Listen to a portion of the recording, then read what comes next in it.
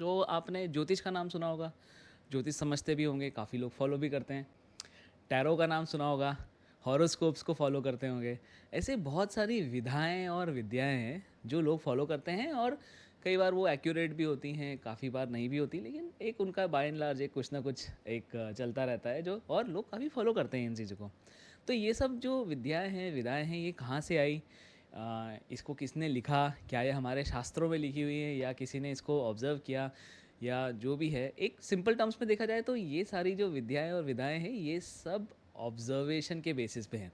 तो कोई है एक पर्सन या ग्रुप ऑफ पीपल या एक जनरेशन टू जनरेशन, काफ़ी समय तक काफ़ी सारे लोगों ने जो उस विद्या में अपने आप को मास्टर कर रहे थे, वो ऑब्जर्वेशन करते गए। ऑब्जर्वेशन करते गए मतलब कि वो एक, लेट से अगर आप एक छोटे उसमें देखा, आप एक जगह बैठे, वहाँ पर लोग उनके पास आते थे, वो अपने सारी प्रॉब्लम्स को डिस्कस करते थे और सॉल्व करते थे। तो उन्होंने कहा कि यार, बहुत सारे लोगों के साथ में जब बहुत सारी प्रॉब्लम्स को जब डिस्कस किया और उनसे समझा, तो ये कहीं ना कहीं एक पैटर्न बन के आया। ये पैटर्न जो है, ये ऑब्जर्वेशन के बेसिस पे आया। तो इसको हम आज के मॉडर्न टाइम्स में बोल सकते हैं कि उनके पास इतना सारा डेटा आ गया, और वो डेटा एक्यूमुलेट करते गए और आज भी करते जा रहे हैं। उससे जो उनका ऑब्जर्वेशन था, वो काफ़ी सटीक और काफ़ी माइन्यूट और काफ़ी एक्यूरेट होने लग गया। सिमिलरली ये सारी जितनी भी विधाएं, इन सारी विधाओं के जैसा एक और विधा है जिसको हम बोलते हैं साइको एनालिसिस, जिसको हम बोलते हैं पर्सनालिटी टेस्टिंग, जिसको बोलते हैं पर्सनालिटी एनालिसिस। तो ये जो पर्सनालिटी एनालिसिस है, ये है तो वैसे बहुत पुराना, इसकी मैं पूरी अभी हिस्ट्री भी बताऊंगा आपको, लेकिन ये जो पूरी पर्सनालिटी का जो पूरा खेल है, चक्कर है, अनफॉर्चुनेटली या फॉर्चुनेटली हम लोग बहुत सारे अलग अलग विधाओं को जानते हैं और समझते हैं, लेकिन जो उनमें से एक जो है, जो थोड़ा सा साइंटिफिक प्रोसेस के काफ़ी करीब है। मैं किसी और को अनसाइंटिफिक नहीं बोल रहा हूँ, बिकॉज उन सबका बेस है, लेकिन कहीं ना कहीं ये जो है, ये मॉडर्न टाइम में कुछ लोगों ने रिसर्च करके, अभी समझ के, अपने नॉलेज को ज़ीरो से स्टार्ट करके अगर कुछ किया है, तो उस बेसिस पे हम, और उस नॉलेज को बेस बना के बहुत सारे लोग जो है वो उससे बेनिफिट कर रहे हैं, और आप भी उससे बेनिफिट पा सकते हैं। तो कहानी जो है वो शुरू होती है 1875 में। एक साइंटिस्ट हुए, उनका नाम था कार्ल गुस्ताव जंग। ये हुए थे स्विट्ज़रलैंड में, स्विस ओरिजिन के थे। तो इन्होंने क्या, इनको फादर ऑफ मॉडर्न साइकोलॉजी और मॉडर्न साइको एनालिसिस भी बोलते हैं। तो इन्होंने क्या किया ना, इन्होंने भी एक छोटी सी अपनी लैब सेटअप की थी। इनके पहले भी एक और इसी तरह के बहुत फेमस साइंटिस्ट हुए थे, उनका नाम था सिगमंड फ्रॉइड। उनके काम को बहुत ईजिली समझते थे, और इन्होंने उसके बारे में बहुत सारी थ्योरीज बनाई। उनका ये कहना था कि जितने भी लोग हैं, उन सारे लोगों के पर्सनालिटी जो है ना, अगर सबकी पर्सनालिटी को ऑब्जर्व करोगे, तो पर्सनालिटीज़, हालांकि हर कोई यूनिक है, हर कोई अपने आप में एक बहुत ही इंडिविजुअल पर्सन होता है, लेकिन अगर आप बहुत सारे लोगों का डेटा देखोगे, तो कई बार ऐसा पता चलेगा कि दो लोग, तीन लोग या एक ग्रुप ऑफ पीपल एकदम सेम बिहेव करते हैं। तो ये जो बिहेवियर की जो स्टडी हुई ना, ये जो बिहेवियर की एनालिसिस हुई ना, उस एनालिसिस को उन्होंने अपनी पूरे रिसर्च में लिखा, और इस एनालिसिस के बेसिस पे उन्होंने 4 पिलर बता दिए, जिसके बेसिस पे ये पूरे जितने भी लोग हैं दुनिया के, उन सारी पर्सनालिटीज़ के 4 बेसिक पिलर बता दिए। ये पिलर मतलब कि आप ऐसा समझो कि आपकी पर्सनालिटी एक छत है, और वो छत जो है वो 4 पिलर्स पे खड़ी हुई है।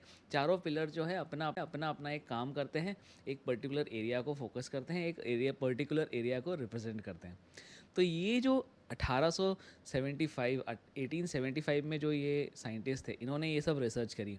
उससे कुछ साल पहले, अराउंड 1920 के आसपास, मतलब आप सोचो 100 साल पहले पहुंच गए अपन इस चीज़ में, ऑलमोस्ट 100 साल पहले पहुंच गए, कि 1920s में एक साइंटिस्ट हुई थी, उनका नाम था कैथरीन ब्रिग्स। तो ये कैथरीन ब्रिग्स जो थी ना, ये भी एक साइंटिस्ट थी, ये भी बहुत कुछ स्टडी करती थी। तो इन्होंने ना उनकी पूरी थ्योरी को लिया।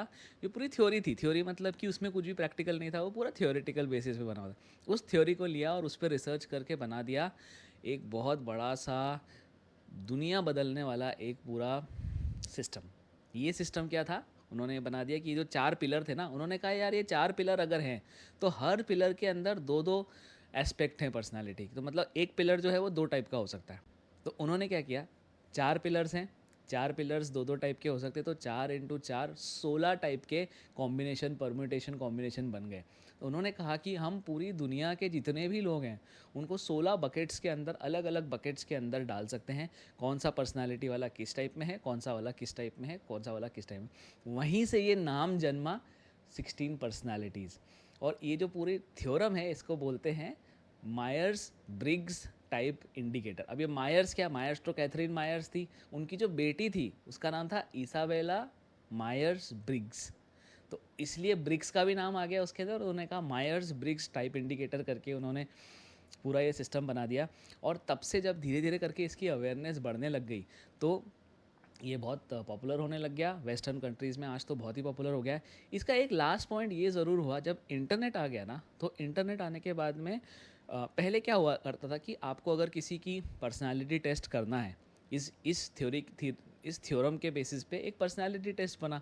अब वो पर्सनालिटी टेस्ट अगर आपको किसी के ऊपर एडमिनिस्टर करना है या किसी से, तो आपको उससे हाथ से एक फॉर्म भरवाना पड़ता था। आप इमेजिन करके देखिए, हाथ से आप फॉर्म भरवाओगे और वो फॉर्म जो है वो जो चेक कर रहा है उसको हाथ से लेके और फिर वो पूरा एनालाइज करना पड़ेगा, और एक बंदे के एनालिसिस में बहुत घंटों लग जाते थे। तो ये बहुत टाइम कंज्यूमिंग और एफर्ट कंज्यूमिंग प्रोसेस था, और उतने इतने ट्रेंड लोग हुआ करते भी नहीं थे। और अगेन अगर ह्यूमन लोग उसको एनालाइज कर रहे हैं तो क्या होगा, कहीं ना कहीं एरर भी होगा, कभी प्रॉब्लम भी हो जाएगी, कुछ गलतियाँ भी हो जाएंगी। तो जैसे ही इंटरनेट आया और इंटरनेट के पीछे लोगों ने एक ऑटोमेटिक एनालिसिस करना स्टार्ट किया, तो लोगों को ये चीज़ बहुत कंफर्टेबल हो गई और ऑनलाइन मॉडल में ये चीज़ बहुत काम करने लगी। तो उसका रिज़ल्ट क्या हुआ और किसी ने इसको, ये तो फ्री बना दिया इसको, तो उसका रिज़ल्ट क्या हुआ कि जितने भी लोग थे जिसको भी अपनी पर्सनालिटी पता करना था, वो एक ऑनलाइन लिंक है, मैं डिस्क्रिप्शन में डाल रहा हूँ, आप उसको ज़रूर क्लिक करके अपना खुद का पर्सनालिटी टेस्ट करो। सबसे पहले कि अपने उसमें डाला और लोग उसमें अपना पर्सनालिटी टेस्ट करने लग गए।